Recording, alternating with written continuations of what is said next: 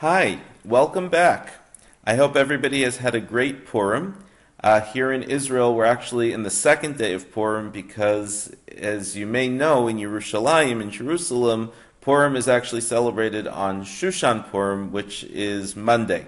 So even though most of us celebrated Purim yesterday on Sunday, today is still a very celebratory day with a lot of parties and costumes and all the fun stuff. So we actually get 2 days of Purim here in Israel. I wanted to wait until today, though, to send you this recording because I didn't want anybody to have to worry about this project over the Purim holiday or holidays. So now that Purim is over, we're ready to continue.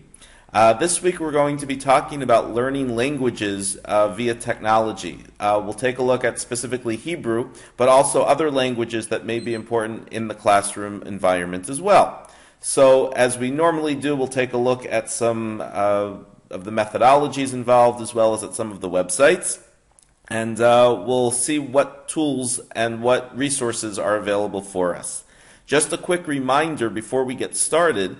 Next week we have our 6th pre-recorded lesson, and the following week we are scheduled to have our next live session. So that's not next week, but the week after. Please start to think about your calendars. Next week I will send out some time choices like I did last time so that all the participants can vote on a time that works best for you. In any case, let's get started with learning languages online.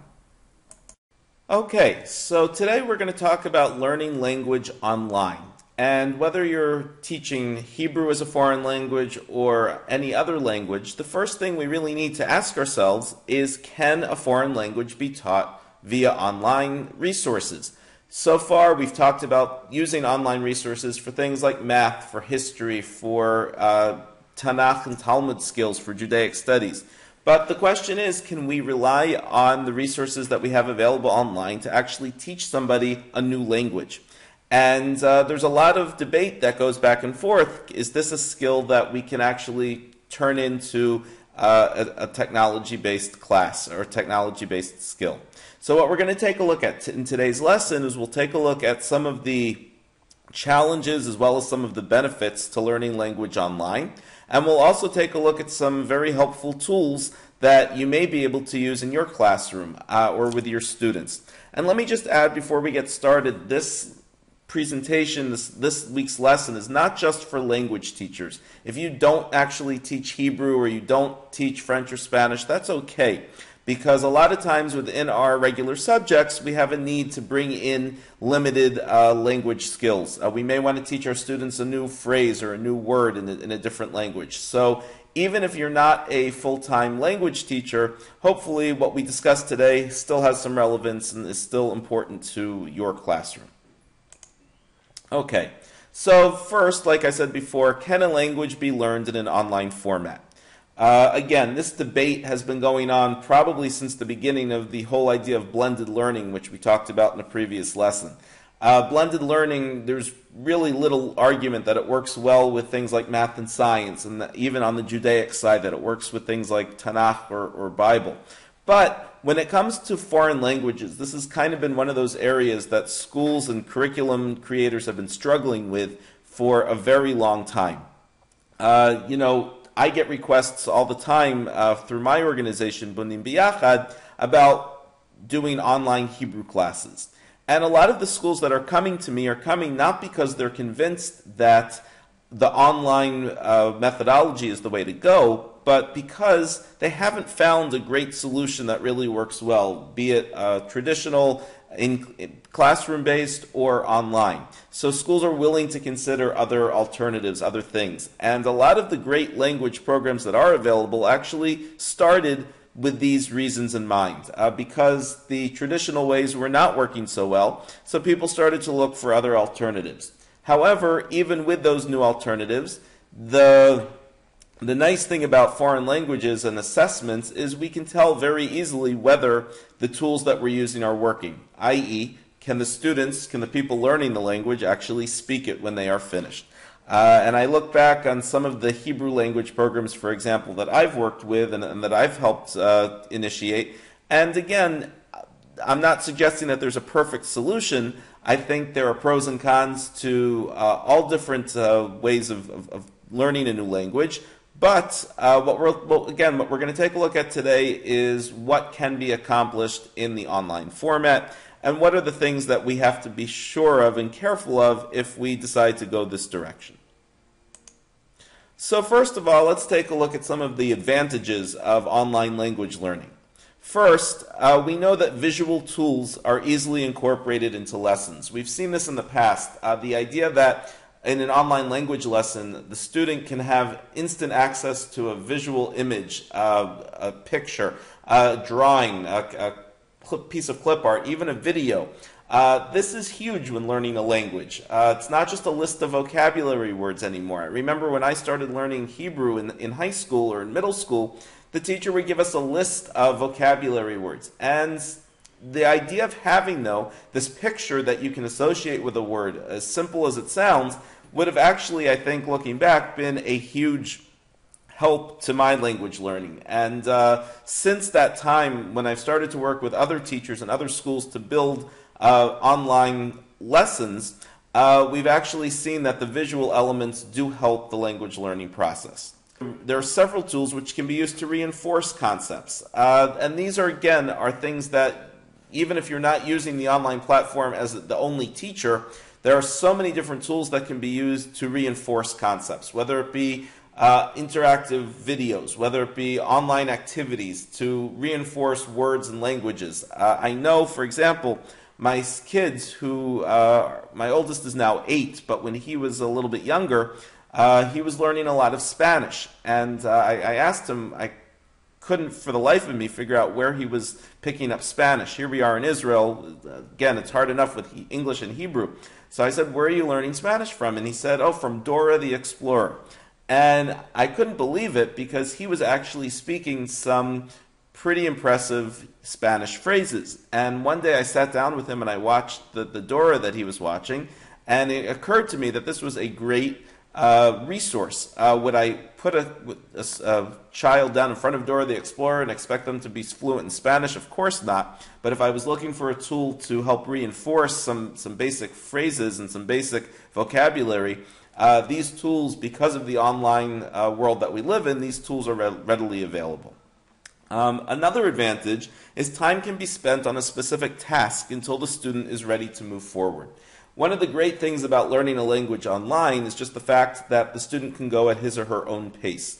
If the student picks up the concept quickly, they can move on. If they need more time, they can spend that time. And again, this is not just with foreign languages, but with online learning in general. This is a huge advantage, because it kind of becomes paced according to the needs of the students.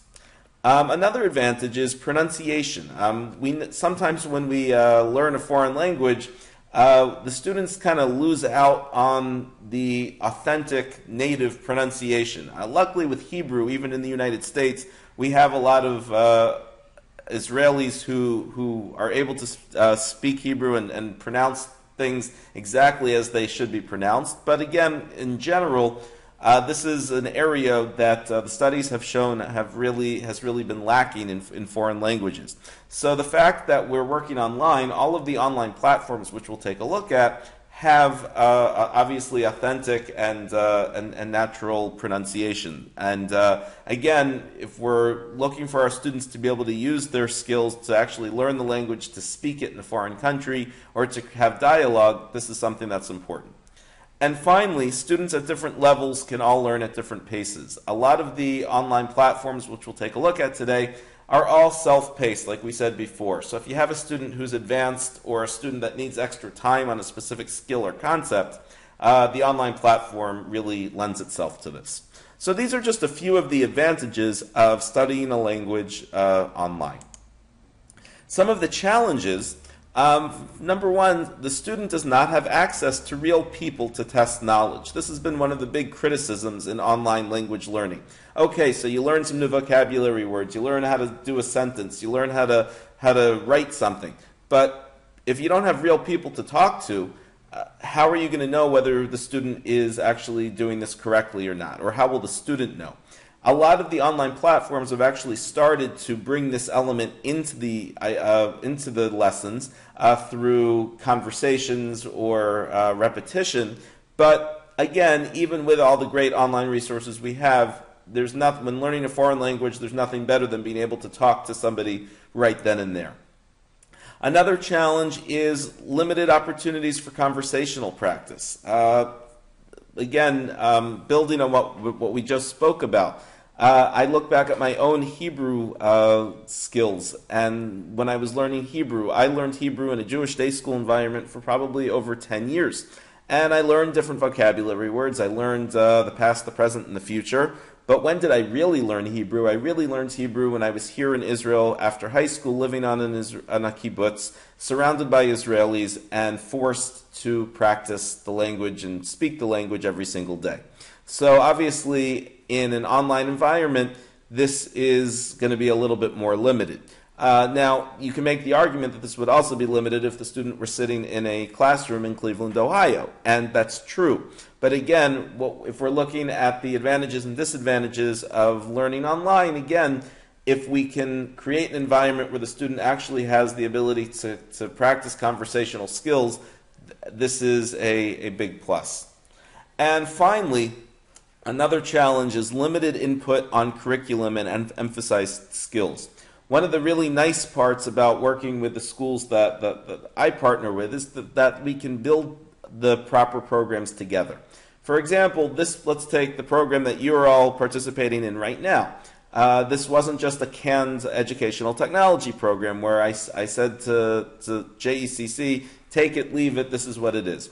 This was something that we built together. We tried to build a program to address the things that you needed to learn or wanted to learn and the things that were important for your educational community. Now, with most of the online language programs, this is not possible, and we'll take a look at some examples. There are a few exceptions, but with most of them, you take what you get, and as we tell our children, you get what you get and you don't get upset. I tell that to my son all the time. So because of this, we as teachers are going to have very limited input on curriculum and which skills are emphasized. One of the big criticisms of some of the online platforms is that while they do a good job overall, they don't always emphasize what you might consider to be important. They may spend extra time on something that you may not consider to be as important, and unfortunately, we don't have much control over this. So these are just some of the online challenges. Okay, now let's talk about Hebrew online because obviously that's probably the connection that we most have. Hebrew online has really come a long way. Even as little as 4 or 5 years ago, the prospects for learning Hebrew in an online environment were pretty dim. A couple of organizations had tried some online Ulpan classes. They didn't really take off, and the idea had been kind of abandoned. In the last 3-4 years, however, since that time, there have actually been some possibilities, both in the synchronous and asynchronous methodologies. Again, remember, synchronous is live online learning and asynchronous is pre-recorded. What you're watching right now would be asynchronous. When we do a live session, that would be synchronous. But anyway, there have been more options made available. These are some of them, and I'm not going to show you all of them right now. You can look at all of these on your own. Again, this presentation is available on our website, and you have all the links here. But these are just a couple of examples of programs that schools are actually using right now to teach Hebrew. Ulpan Or is a company based in Jerusalem. They made a reputation for themselves as one of the premier Ulpan services, and about a year ago they started offering online classes with very simple technology. They use Skype and platforms like that. They've had some good success. Foundation Stone, you can tell from the URL, we spoke about URLs last week, .au, was actually built in Australia, and we'll take a look at that one. eTeacher is actually an Israeli company that teaches languages all over the world. They have a huge presence in Europe where they teach German and French and Russian, but they also have a strong Hebrew curriculum. Most of what eTeacher does is more tutoring rather than actual language learning, but still a good resource. The next one is Rosetta Stone, which we'll actually take a look at together today. You've probably all heard of Rosetta Stone. It's one of the premier online language systems that's around. They introduced their Hebrew module probably close to 5 years ago, and there are actually high schools and middle schools in the United States using Rosetta Stone as their main Hebrew program. I actually spoke recently with the principal of one of the schools who's using Rosetta Stone, and he was actually very positive about the experience. Basically, they have about 80 students in their high school.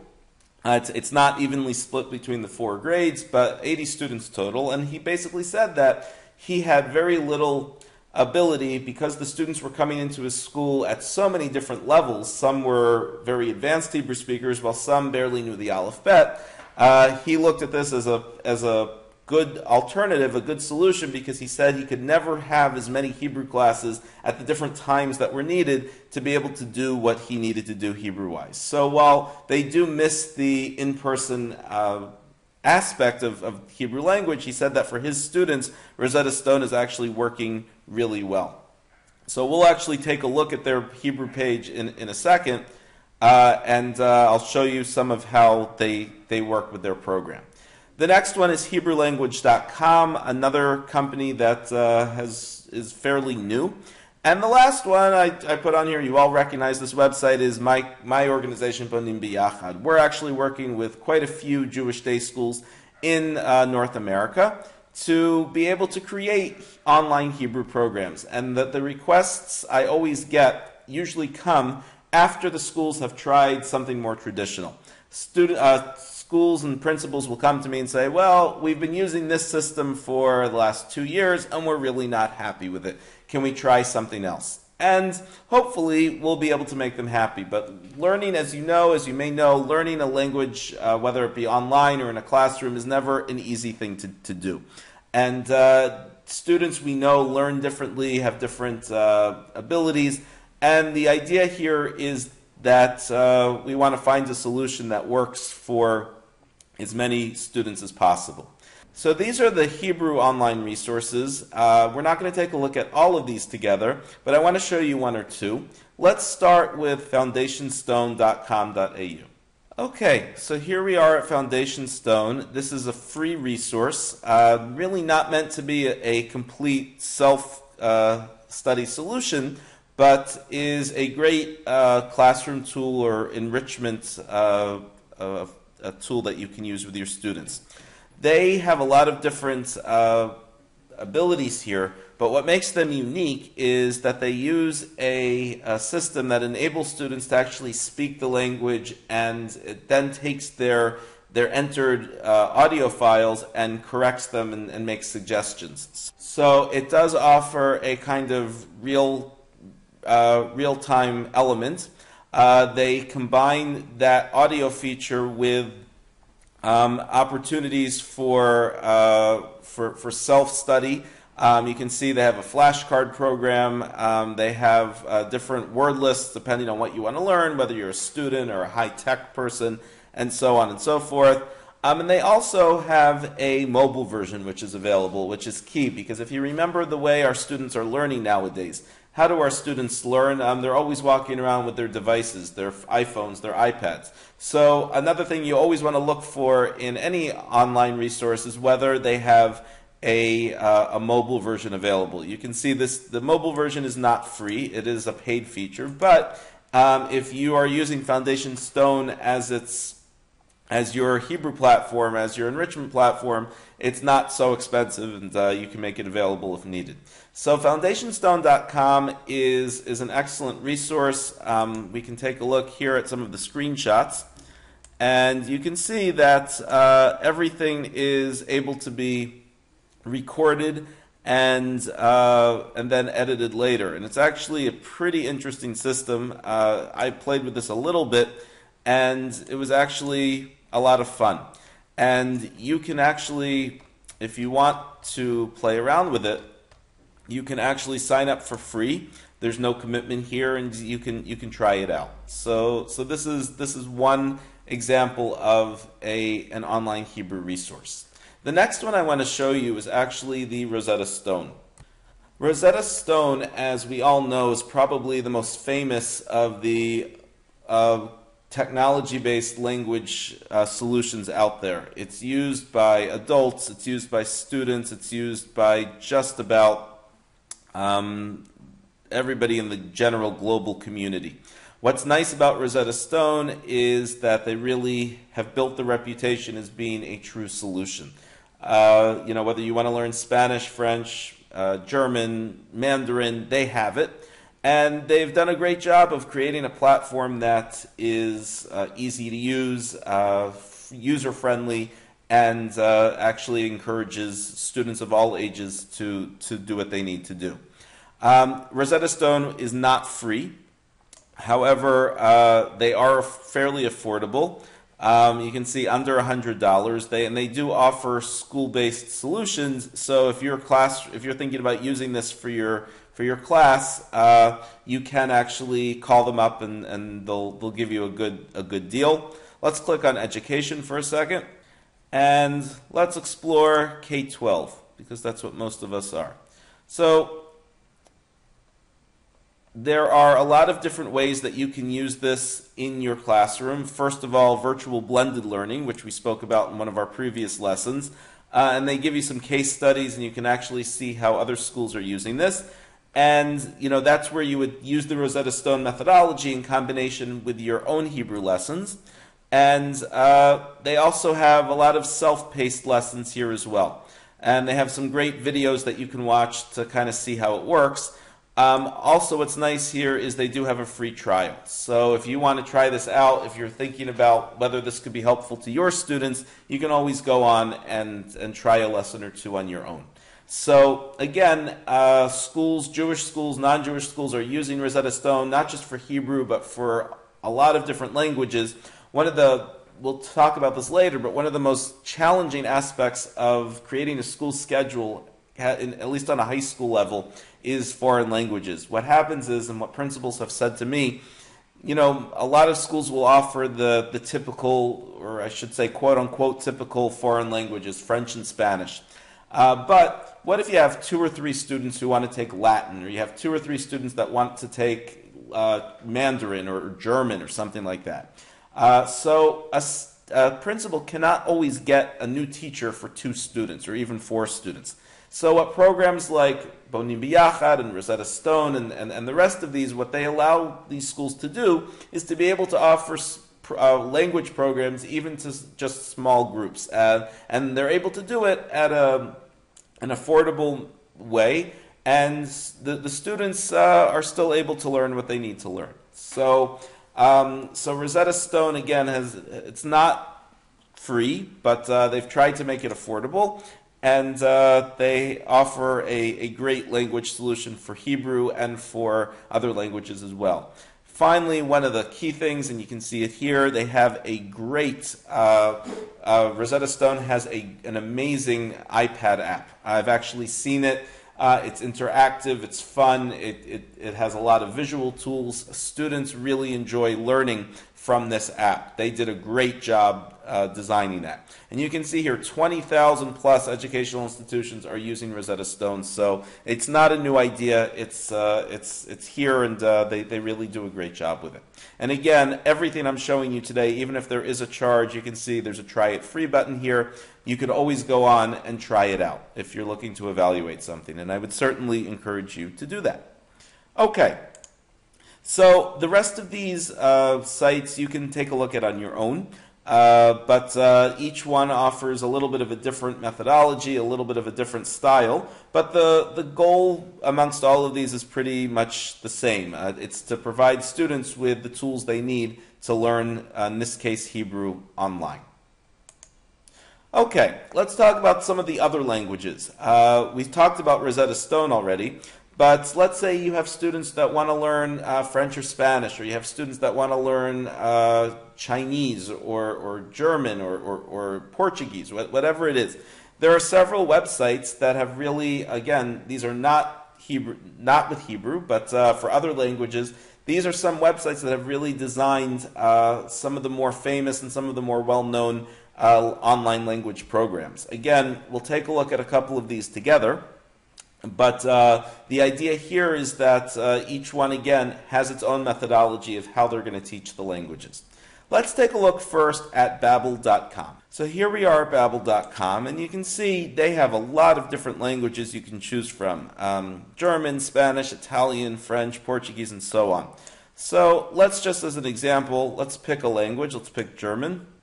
And first it asks you what level you're on. I'm a beginner or I'm advanced. So I'm a beginner. And you can see they use a very visual methodology. Click the correct solution. Again, for the word hello, I can pick the word that I think matches. Hello. And you can hear it. It actually has an audio and a visual component. I don't speak German, so I'm completely guessing here. Wie geht's? So far I'm right, but you get the idea. Now, all of this is free, and they do ask you to register and to create an account, but the idea here is actually of registering is actually a good one. If you register, the program actually keeps track of your progress. And let's say I'm in the middle of this lesson and I stop halfway through. If I'm a registered user, I can come back later, sign in, and pick up where I left off. And this is key. If you're a teacher using Babbel.com as a classroom resource, you want to know that your students have completed the entire program, or that you want to be able to see where your students are in the process. So that's how that's the advantage of registering as a member of the platform. And again, you saw before, if we go back in our browser, they have a lot of different languages here. We could click on Spanish, and let's do advanced this time. I don't speak Spanish either. I'm warning you now, but. Estoy libre. You can see it's the same idea, and like we said before, when you hear the voices, it's authentic. It actually sounds like a Spanish person speaking the language. Oh, that's not correct. ¿Qué planes tienes hoy? So that's Babbel.com. Let's also take a look together at LingQ.com. That's another interesting language resource. Okay. LingQ.com, here we are, is a fairly new to the arena site, but the feedback that they've gotten from schools and from districts who are already using them has been very positive.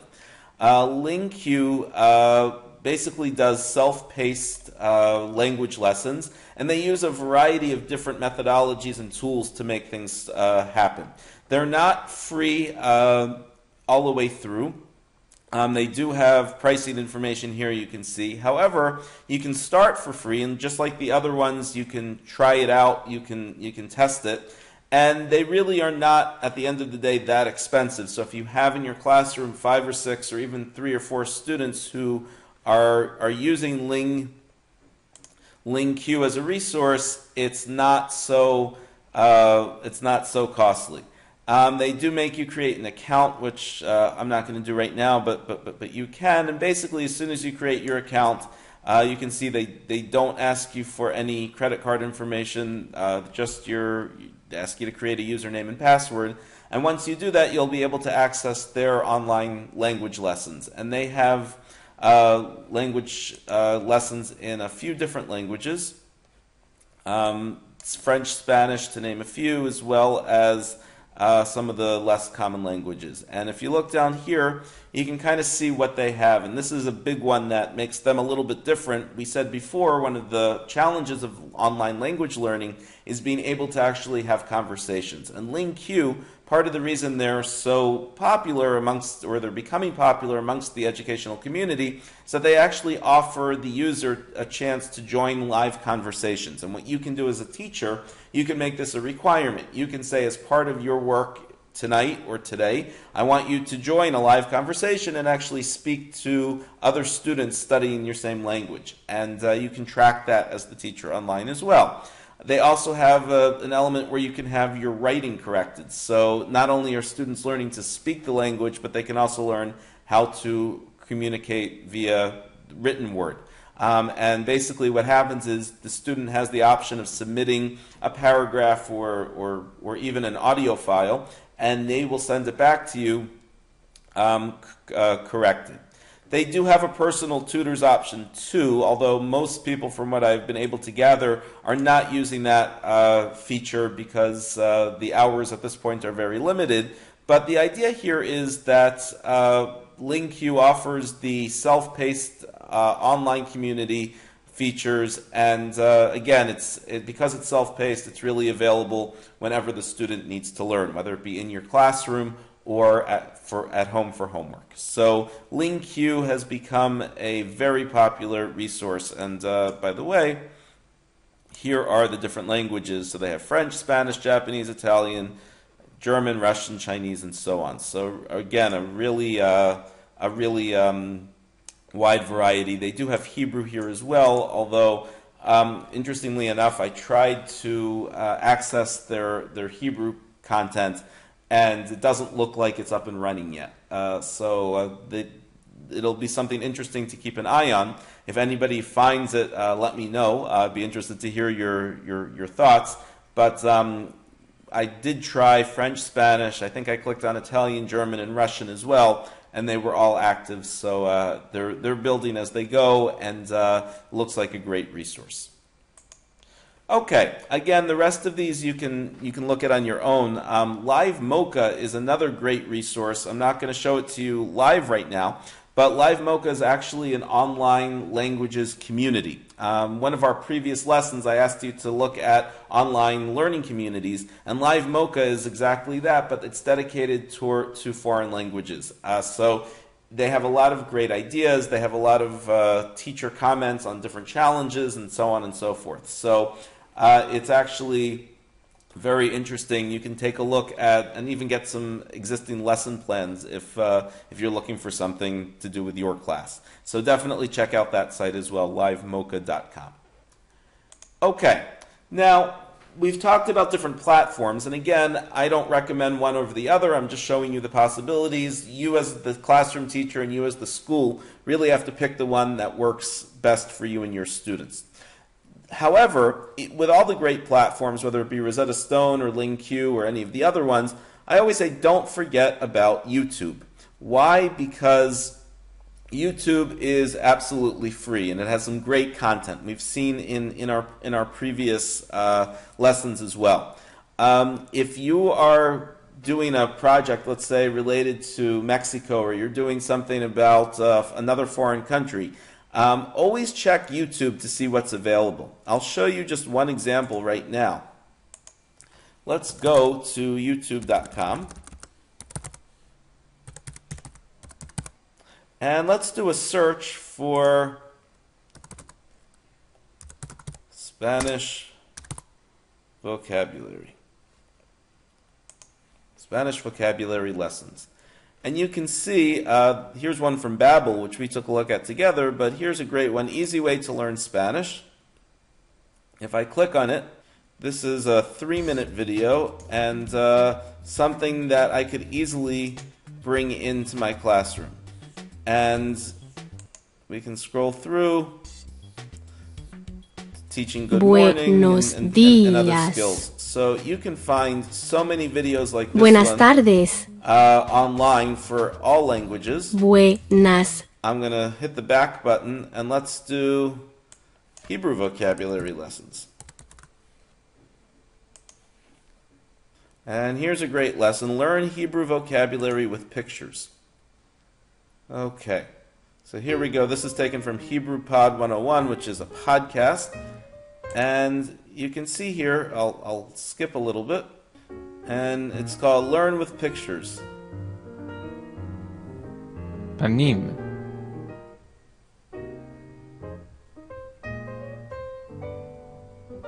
Chazé.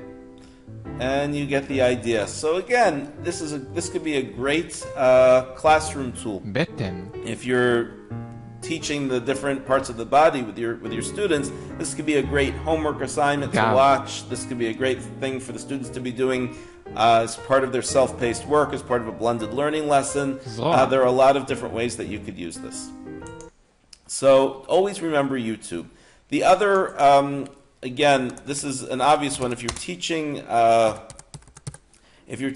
little kids, Sesame Street and Shalom Sesame as well has so many great resources, especially for Spanish and for Hebrew, but even for the other languages too, because there's different Sesame Streets local to different countries, just like there is in Israel. If you're teaching Spanish, if you're doing something with little children, there are so many great. Here's one counting backwards in Spanish. I'm not going to play it right now, but you get the idea. And kids have a lot of fun with these as well. And if I go to Shalom Sesame, just to show the Hebrew example, I have the Aleph Bet song. I have all sorts of different ways that I could bring Hebrew content into the class very quickly and for absolutely no financial commitment at all. So always remember YouTube when you're thinking about your language options. Very important. Okay, so let's say now you've looked at some of the platforms, you've checked YouTube, you've thought about what's available to you. Here are some other issues that you need to consider. First of all, how is the tool that you found going to be used? Is the online tool being used as a teacher or as an extra resource? And I think now that we've seen some of the examples, the reason for this question is clear.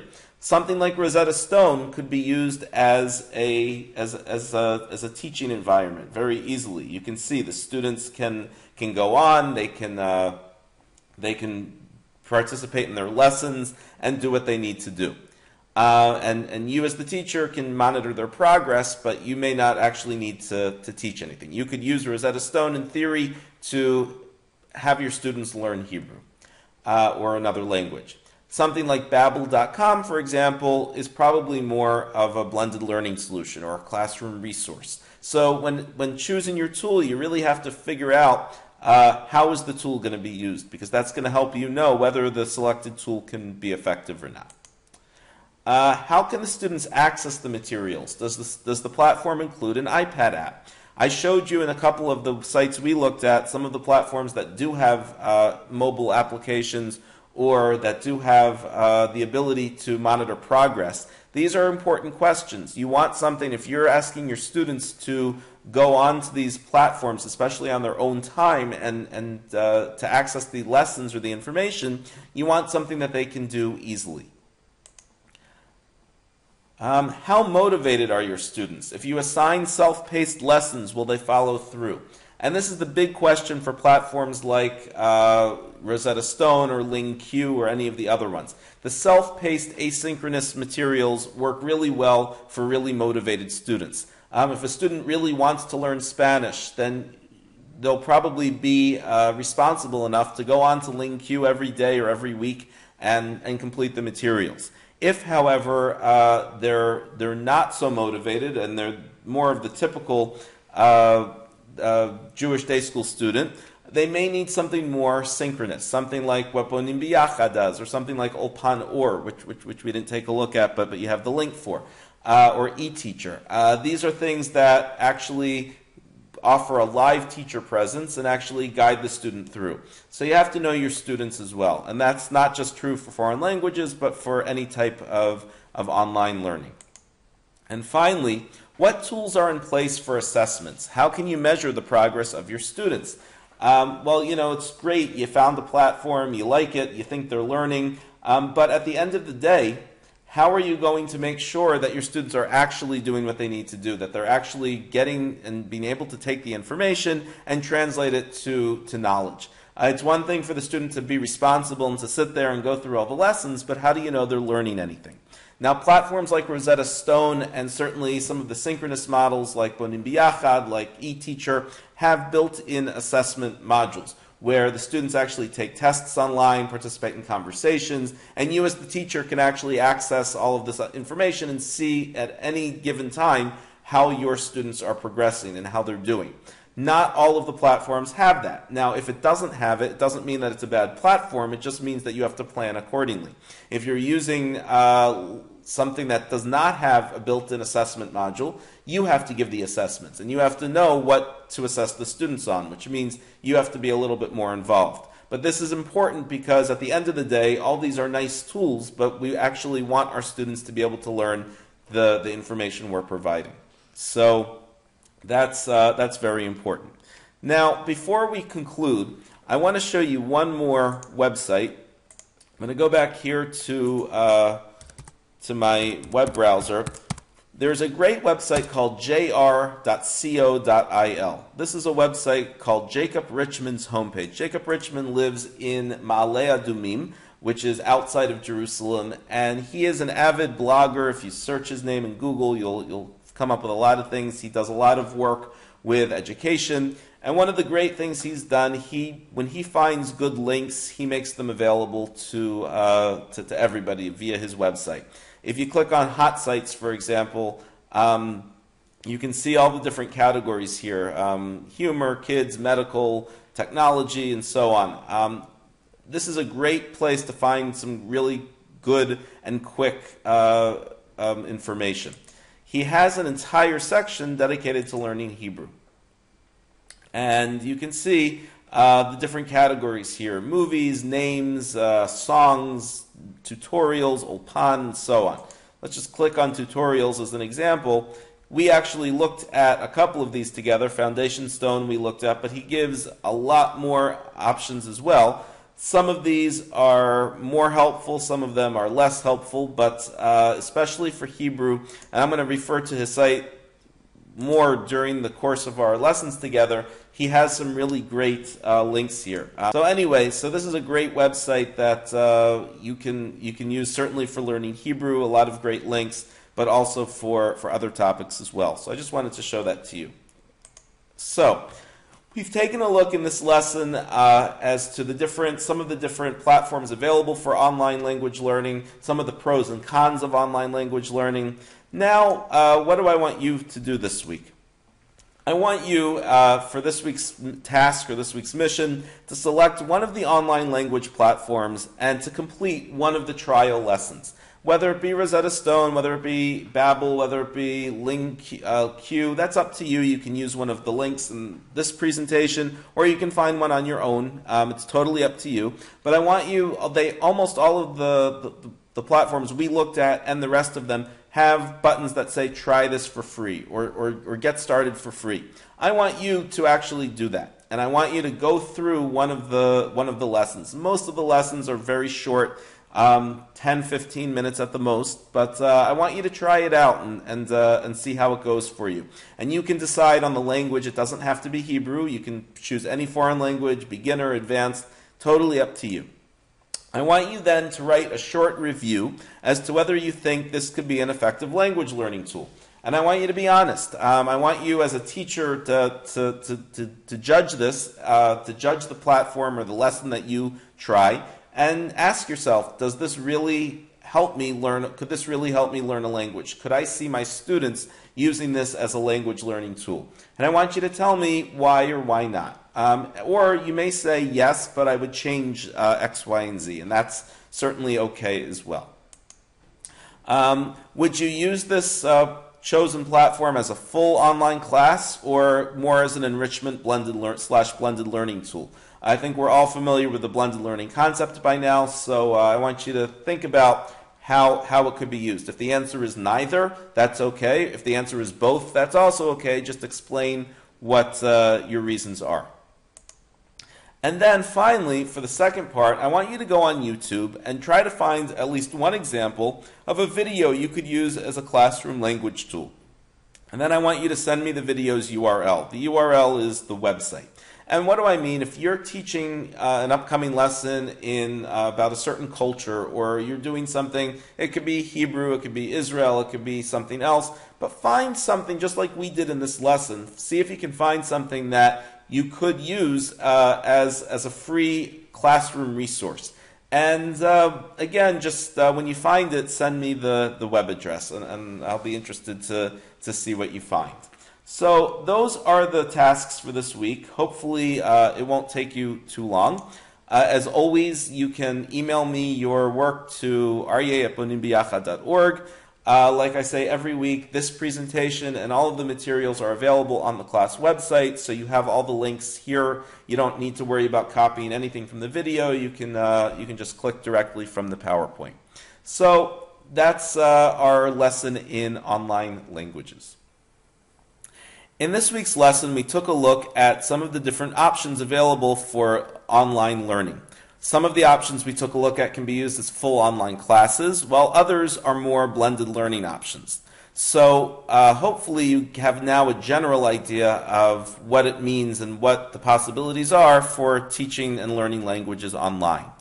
Next week, we are going to talk about Jewish history and culture, but we're going to do it in connection to a very exciting type of activity called a web quest. And if you don't know what a web quest is, I promise that by the end of next week you will, and I think you're going to enjoy it a lot.